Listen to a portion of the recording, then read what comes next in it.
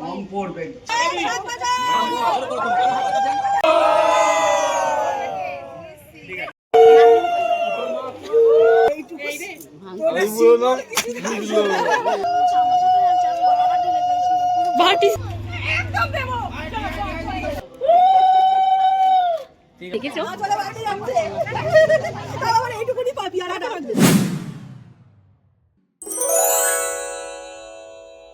Hello everyone, good morning. অনেকদিন পর চলে এসেছি আবার একটা নতুন ব্লগ নিয়ে। হঠাৎ করে শাড়ি টাড়ি পরে সেজে গুজে ইন্ট্রো দিচ্ছি বলে অনেকেই অবাক হচ্ছে হয়তো। আসলে আজ বেরিয়ে পড়েছি আমার মাসির ছেলের মানে দাদার বিয়ের গায়ে হলুদের অনুষ্ঠানের জন্য। অ্যাকচুয়ালি আমি অনেকটাই লেটে আছি, মামার বাড়ির সকলেই চলে গেছে অনুষ্ঠানে। এখন আমি, বড় মামি, ছোট মামি, মা ওয়েট করছিলাম টোটো আসার জন্য। এখন টোটো এসে গেছে, তো আমরা মামার বাড়ি থেকে লজের উদ্দেশ্যে এখন রওনা দিলাম। আসলে আমার মামার বাড়ি আর মাসির বাড়ি প্রায় কাছাকাছি, সেই জন্যই আমরা মামার বাড়ি থেকে যাচ্ছি। গতকাল বিকালেই মা আর আমি চলে এসেছিলাম মামার বাড়িতে। বাবু আর বৌদি এখনো আসেনি, ওদের আসতে একটু লেট হবে, তো সেই জন্য আমরাই এখন চলে এসেছি পরিচয় পার্কে। চলো ভেতরে গিয়ে দেখা যাক কিরকম কি পরিস্থিতি এখানে। সবাই চলে এসছে। মেয়েদের কথা বলছে, বলো আমার গাড়ি গেছে। ভেতরে গিয়ে দেখি বর মানে আমার দাদা ফটোশুট করে ফিরছে। তো আমরা গিয়ে আগে টিফিন করে নিলাম। টিফিনে ছিল মুড়ি আর ঘুগনি, তারপরে গায়ে হলুদ শুরু হবে। তো চলো দেখা যাক।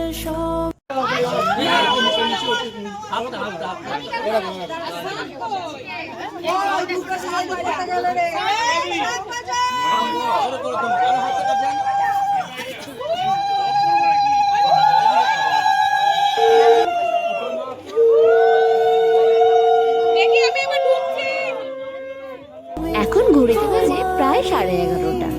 দাদার গায়ে হলুদ কমপ্লিট হলে তবেই বৌদির বাড়ি হলুদ নিয়ে যাওয়া হবে। তো একটু তাড়াহুড়োই ছিল, কিন্তু বাঙালি বলে কথা, সব রিচুয়ালস তো মেনে করতেই হবে বলো।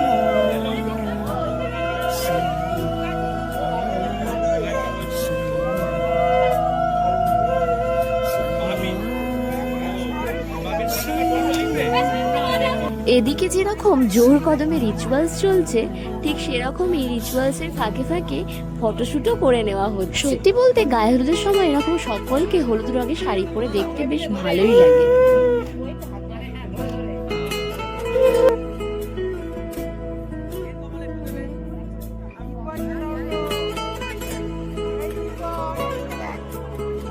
দাদার গায়ে প্রথম হলুদ ছোঁয়ানো হয়ে গেছে, নিতবর কেন বাকি যায় বলো। তো নিতবরকেও দেওয়া হয়ে গেছে, তারপর এক এক করে সকলে দাদার গায়ে হলুদ দিয়ে নিই। তারপরে শুরু হলো আমাদের হলুদ খেলা।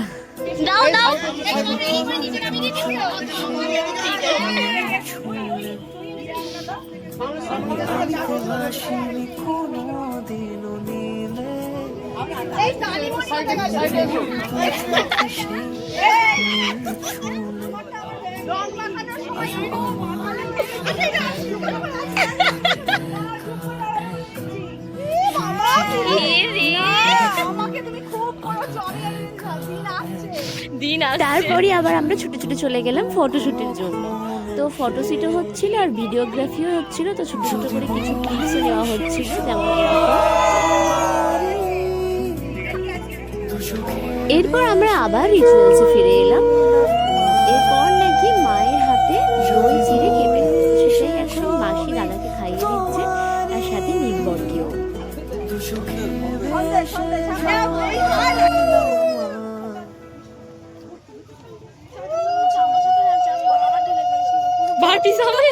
তারপর দেখতে পাচ্ছ আমাদের বাঙালি বিয়ের যেটা সব থেকে বাজে ব্যাপার, বিয়ের দিন এরকম মাথায় সর্ষের তেল ঢালা হয়, সেটাও মাসিই করলো। তারপর কি জানি কি রিচুয়ালস হচ্ছে এগুলো, নাকি ভিডিওগ্রাফির জন্য, আমি সেটা বুঝতে পারিনি। হ্যাঁ, তবে লাস্টের ক্লিপসটা ভিডিওগ্রাফির জন্যই নেওয়া হয়েছিল। চলো আবার ফিরে যাওয়া যাক রিচুয়াল। সরো সরো, কি নামটা হবে ঘুচে?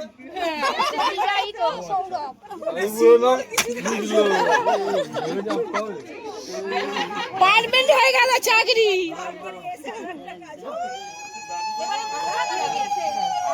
এবার বইয়ের পূজা করে দিয়েছে। জাতি হারাবি না। গায়ে হলুদের কাজ মোটামুটি হয়ে এসেছে। এখন আমরা সকলে মিলে যাচ্ছি স্নান করাতে। স্নান করাতে যাওয়া হবে মাসির বাড়িরই পাশে একটা পুকুরে। তো এখন সকলে মিলে হেঁটে হেঁটে ওই পুকুরের উদ্দেশ্যেই যাচ্ছি।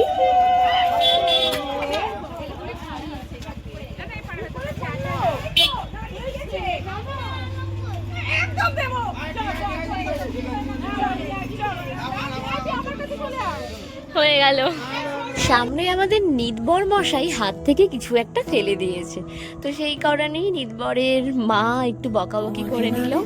তারপর আবার আমরা সকলে মিলে হাসি মজা করতে করতে পুকুরের দিকে হাঁটতে শুরু করলাম। শাকের আওয়াজটা শুনলে সবাই, আমিও যদিও প্রথমে ভেবেছিলাম হয়তো কেউ শাক বাজাচ্ছে, কিন্তু তা নয়। আমার মাসির বাড়ি অ্যাকচুয়ালি পুরো রেল লাইনের পাশে, তো ট্রেন যাচ্ছিল সেটাই শাকের আওয়াজ বলে মনে হচ্ছিল। যাই হোক, এখন আমরা পুকুরে চলে এসেছি। যাদের যাদের ওখানে ইম্পর্টেন্স আছে তারাই নেমেছে, কেননা ঘাটটার পজিশন খুবই শর্ট, খুব কম জনই ওখানে আছে যাদেরকে লাগবে ওখানে। বাকি আমরা এদিকে এসে গল্প গুজব করছিলাম।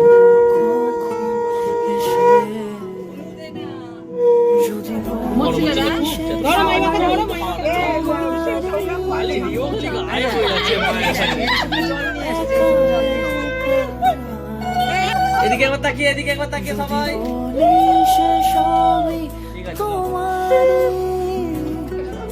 নিয়ে আয় না।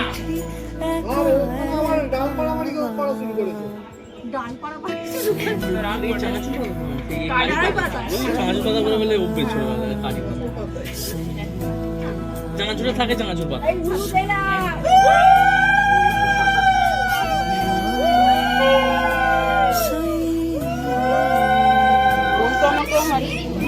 মারবে নাকি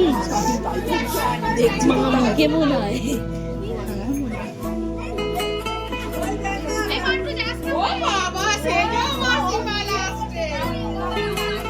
তুমি দেখেছো?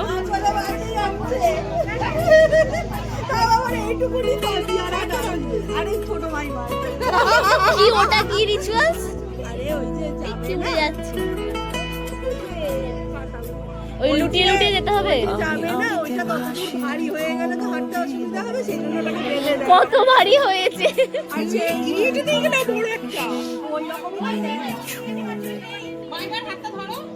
কাকে ধরবে মুখে চাপা দিয়ে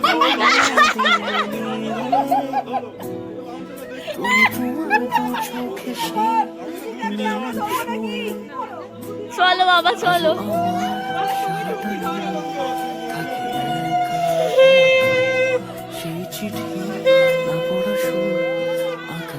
স্নান করে এখন দাদারা যাবে মাসির বাড়ি, আমরা যাব লজে। একেবারে খাওয়া দাওয়া করে একটু রেস্ট নেবো। আবার তো সন্ধ্যাবেলায় বিয়ে দিতে যাওয়ার ব্যাপার রয়েছে, তো আরো অনেক অনেক মজা হবে। আর সেই ভিডিও নিয়ে খুব তাড়াতাড়ি দেখা হবে তোমাদের সঙ্গে। এখন আপাতত খাওয়া দাওয়া করে আমরা একটু রেস্ট নিই, তারপর আবার রেডি হতে হবে তাড়াতাড়ি বেরিয়ে। সেসবই এখন মাথায় ঘুরছে। তো নেক্সট দেখা হচ্ছে তোমাদের